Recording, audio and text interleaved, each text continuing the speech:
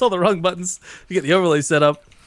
Here we are in game number 1 in the best of 5 grand finals of the Monday Premium Go for StarCraft Cup. Whether you're watching on Madals stream, whether you're watching on Base Trade TV, I want to thank you guys all for tuning in, being dedicated enough to get here to where we are now. We got a ZvP finals, and let's hop into the action. I'm Rifkin, joined by Madals, or joining Madals, depending on your point of view, spawning in the lower portion of Polar Night. From the Team Dignitas, the Polish Zerg player Tefel.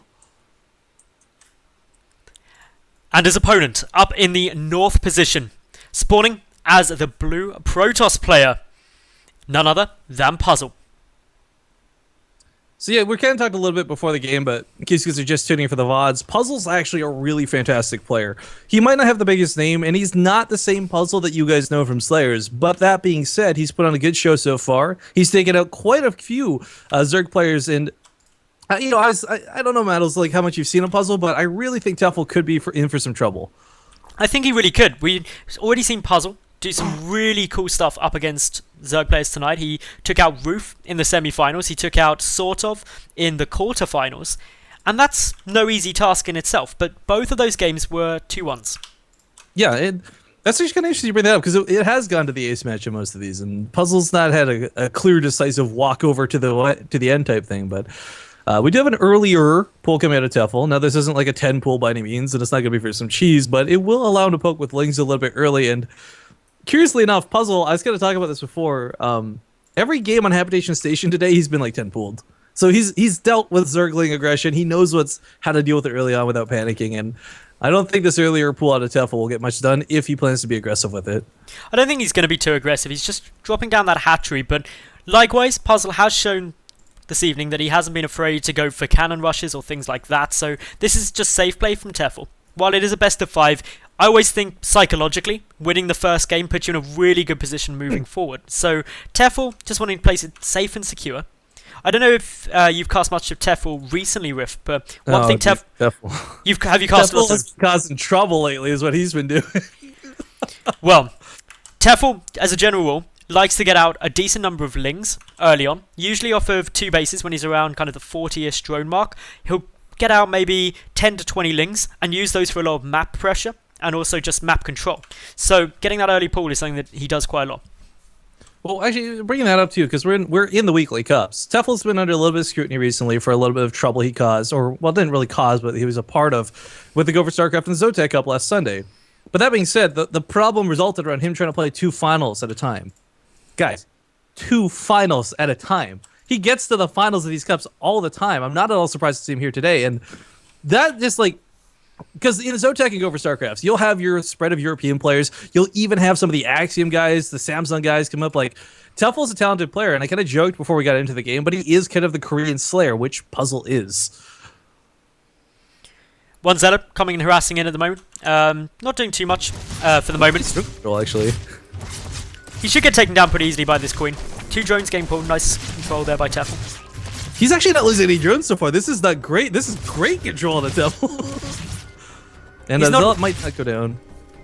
Tefel didn't actually lose anything there. The Zealot is going to survive.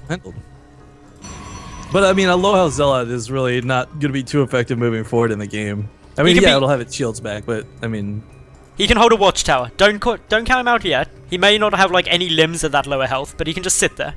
It's like the Black Knight from Monty Python. Yeah. Just walking around like. All right, well, third base from Tefel's being established behind this. I think he felt really confident with the way that went. I mean, you want to take your third earlier as a Zerg player anyways, but this trying to get... when you push a Zealot off like that, you did absolutely nothing for it. You feel really secure taking this base. And getting that third base up, it's actually a bit earlier than even you normally see it up against the Gateway Expanse. So Tefel definitely feeling confident here at the moment. Ling speed also coming down. Interestingly, Tefel... Okay, I was going to say hasn't started Rotron yet, but does start one up now. So he should be pretty much safe up against pressure coming down from Puzzle at the moment with these 3 gates. Or what seem to be 4. Yeah. You know, actually, it's a bit curious too. We've seen a lot of Protoss players, specifically more Europeans than anyone else, start investing in the Stargates lately, because I think people realize Oracles are actually good against Zerg too. But Puzzle's not shown any Stargate play really at all, except for like when he's on 4 bases and wants to get a bunch of Void Rays in the late game. But we've seen no early openers out of him, and It's been curious because, I mean, whether it's an Oracle, whether it's Phoenixes, Stargate openers have been really, well, quite frankly, a great way to deal with the fact that you can't easily take a third on this map in particular, but hold the phone on that thought. Madals, we got quite a few Zealots on the side of the map. We have, and Tefel has got a couple of Lings out just as expected around 40 drones, but the trouble is, there's nowhere near enough to deal with this yet. This hatchery's getting a lot of damage done to it at the third, and the Roaches are probably not going to get there in time, especially with another wave of 4 Zealots coming through. Yeah, I mean, this is the Roach timing that you need, but again, by having the third base up earlier like this, it makes it susceptible earlier too, so this will, without doubt, fall to these Zealots. This is really annoying for Tefel, because losing your third base as a Zerg, he's lost a good chunk of production. Yes, he's going to be able to kill off a huge number of Zealots, but this is just a couple of hundred minerals taken out in exchange for a hatchery, which is always going to be a very nice trade for a Protoss player. Now the Robo coming up to finish behind us. We got sentries already down, getting that energy up. I think I smell a particular build here, Madals. Should be an Immortal Sentry follow-up to this. It'll work really nicely anyway, because Tefel doesn't have that third base worth of production. And he's going to have to be droning quite heavily as well. What I don't like about this, though, is the fact that, like, if this was, say, Daedalus Point, this would be a different type of Sentry Immortal all-in. But because you've got so much of the map to traverse, and so much wider ramps to have to fight around, like, as long as Tefel, like, he's already seen this is coming. He's seen the amount of sentries on the map. Like, you don't just get 6 sentries because. As long as he's engaging in the middle, he baits out force fields before they get to the third, like, he's gonna be fine to take a defensive fight, I think. +1 is getting researched, which is quite interesting here from Puzzle, because unless this push is massively delayed, it's not gonna be active by the time this push moves out, unless Puzzle waits for, like, 3 Immortals and a Warp Prism. So Tefel's got plenty of time, having seen this, to pump out a good number of units. Has got a little bit of a supply block though, which he's just alleviated. Alleviated with like 7 overlords. Like, that wasn't like a little alleviation. Well, what else? Look at Tefel's minerals. He's sitting at 500 after making 8 overlords. He's got back. Yeah, no, that's what I love though. Like, that's like every player that once you get to like the 10-minute mark in the game where it's like, okay, I was staying ahead of my supply. I'm just supply blocked, better really overcompensate. 10 supply depots, 9 pylons, 12 overlords, you know, like whatever. It's easier for Zerg as well, because you just hold down one button. Simple times. Yeah. Well, Hydra's Den is not going to be available for this push. It would be fantastic to have Hydros involved with this, but that is so many sentries. That is 12 freaking sentries, guys. He has to bait out force fields. If he tries to fight around that third without baiting any force fields in the middle of the map, Tefel is going to lose this fight. The problem for Puzzle is he doesn't have any pylons to reinforce with, and Tefel is now moving in. The force fields come out. Good number of baited force fields, 5 there.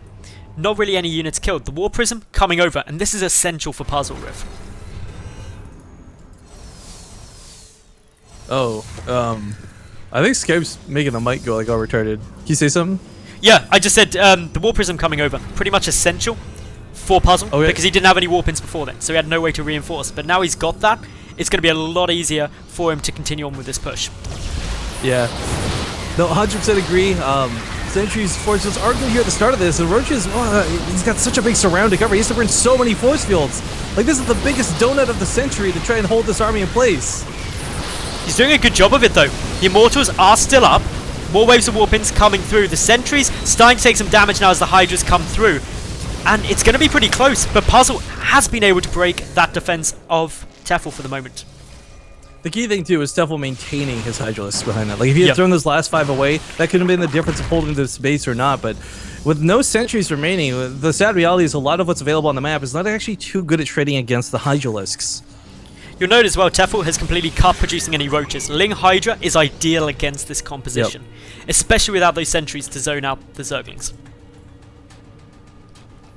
Queens are actually going to be a nice buffer into this too. I mean, the quicker you strip away shields from anything, regardless of whether it's a Hydralisk shot or a Queen shot, is always going to be beneficial. But it's worth noting we don't have any investment in further sentries, which I'm not sure I love this choice. You really have to segment a Zerg army. Stalkers without Blink are not going to cut. If these Stalkers have Blink, that's a different scenario. You can actually Blink Micro against Hydralisks, sure, but this is going to be an awkward fight for Puzzle. He's got no recall capabilities, Madals. This is not looking good. In come the Zerglings from the flank. There's just so many Hydralisks there. Great spread. Nice surround coming in, and with Zerglings coming from the back as well, there's no retreat. The Immortals getting focused down. A couple of Zealots warping in, but they're annihilated. This is a one-way fight, and Tefel's taking it. GG's called, and Tefel takes game number 1.